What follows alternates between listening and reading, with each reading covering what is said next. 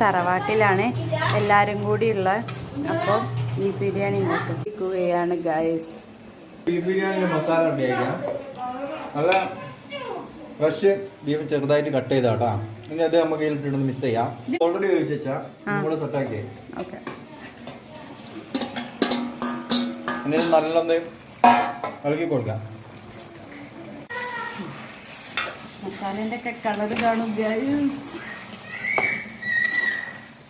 നാവില് രുചി കൂറുന്ന ബീഫാട്ടാ. നമ്മൾ ദമ്മിടുന്നൊക്കെ അടുത്തേക്ക് വരുന്നുണ്ട്.